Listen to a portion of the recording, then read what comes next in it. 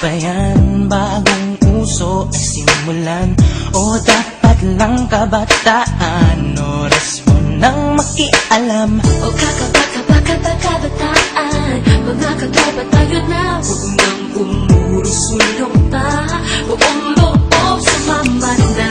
Darating na, simulan mo na, tena bagong